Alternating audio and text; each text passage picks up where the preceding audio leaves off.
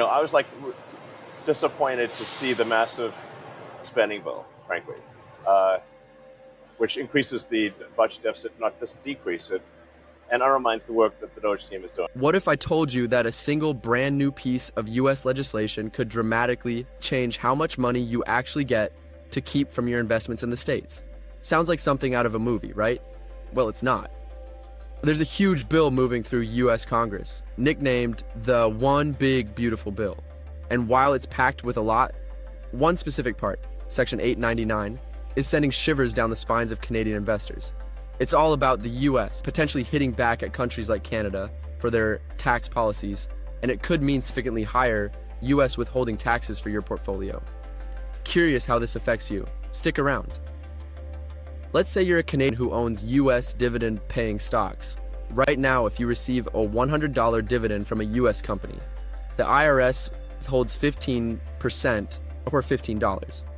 Then you pay Canadian tax on that income.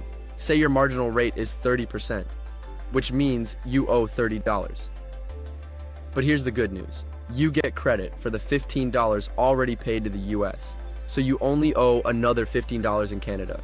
You keep $70 out of the $100. That's all thanks to a tax treaty between Canada and the US, which helps avoid double dipping by governments when taxing cross-border income. But if this bill goes through, the US could start raising that withholding tax by 5% each year, up to a maximum of 35%. So in 4 years, your $100 dividend might face $35 in US tax instead of 15. But the Canadian government still only credits you for the original 15%, because that's what the treaty says. That means you'd owe another $15 to the CRA, bringing your total tax to $50. You'd be left with just $50 of your $100 dividend. The short answer is, they're not happy with how other countries are taxing American tech companies. Canada recently introduced a digital services tax, DST, aimed at making big online companies like Google, Amazon, and Meta pay more tax in Canada based on the revenue they make here. It was made retroactive to 2022, which only made the US angrier. The US sees this kind of tax as discriminatory because it mostly targets American companies. It's been an issue for a while, first under Trump and now under Biden. The US government says Canada's DST could even violate the USMCA, the North American Free Trade Deal, and this new bill is part of their response. Section 899 gives the US a way to push back financially by hitting investors in countries they think are treating US companies unfairly, which is where Canadian investors come into the picture. The tax increase wouldn't happen all at once. The bill says the US could raise withholding taxes on affected countries' investors by 5% a year, up to an extra 20%. So over 4 years, the tax could jump from 15% to 35%. Here's how that might play out. You earn $100 in US dividends. The IRS takes $35. Then CRA wants its 30% cut, $30. But you can only claim a foreign tax credit for 15%, so you owe another $15 in Canada. Total tax, $50. You keep just $50 of your original $100. If your tax bracket is even higher, say 40%, then your losses are even worse. And here's the real kicker. CRA won't help you out with that extra US tax. Their rules are clear. If a foreign tax goes above what's allowed under a treaty, it's considered voluntary and not eligible for credit. So that extra tax, that's all on you. While most of the attention is on dividend income, the bill could affect other unaccountable income too. That includes interest payments, rental income, and even capital gains from US real estate, or investments that are mostly real estate, like REITs, real estate investment trusts. If you own a Canadian ETF that holds US stocks and pays out dividends, those payments might shrink too. The fund would have to pay more tax to the IRS and would pass on less to investors. You might not notice it right away, but over time it adds up. Right now, the bill has passed in the US House of Representatives and is under discussion in the Senate. If it becomes law, the new tax rules could kick in as early as January 1st, 2026. That gives investors a bit of time to react, but not much. The bill also has some flexibility built in.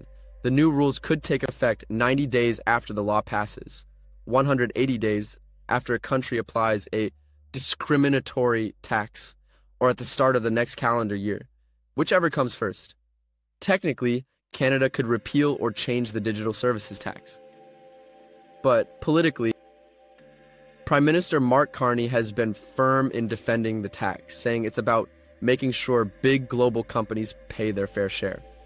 He's aligned with Europe and the OECD, a global group of developed countries working on fairer tax systems. Backing down now might look like giving in to US pressure, and could hurt Canada's standing in global tax reform efforts. Even if Canada did back down, the US might still go ahead with the tax hike. The bill's language is pretty vague. It says the US can act against any foreign tax that disproportionately affects Americans, even indirectly. So once Canada is on the list, it may be hard to get off. One of the big unknowns is what happens to the Canada Pension Plan, CPP. The CPP currently doesn't pay US withholding tax because it's exempt under the Canada-US tax treaty. But with this new bill targeting foreign countries, there's concern that even the CPP might lose its exemption. That matters a lot because about half of the CPP's investments are in US assets. If those earnings take a hit from higher taxes, the plan could struggle to meet its future obligations. That might mean lower benefits for Canadians or higher contribution rates in the long run. Ironically, this could push the government to steer pension money back into Canadian investments, even if the returns aren't as good. Right now, the bill isn't law, but it's moving quickly. Investors shouldn't panic or start selling off all their US assets, but now's the time to get informed and prepared. Talk to a tax advisor who understands cross-border investments. Take a close look at your US holdings, especially dividend-paying stocks, ETFs, or US real estate. Start thinking about whether you'd want to shift into Canadian or non-US assets if the tax rules change. And keep an eye on updates. The final version of the bill could still change.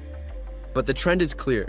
The US is looking to collect more tax from foreign investors, and Canada is likely in the crosshairs. This bill is more than just a tax tweak. It's a geopolitical tug-of-war with real financial consequences for everyday Canadians. Whether Canada holds its ground or compromises, Canadian investors are likely to feel the effects. If you've got US investments, whether through your own accounts or indirectly through funds or pensions, now is the time to sharp and make sure you're ready for what might be coming. If you're concerned about your financial security and are thinking about investing, check out the first link in the description. It's the platform I use, Interactive Brokers. Click the link to learn more. If you're excited to see more content like this, don't forget to subscribe and turn on notifications.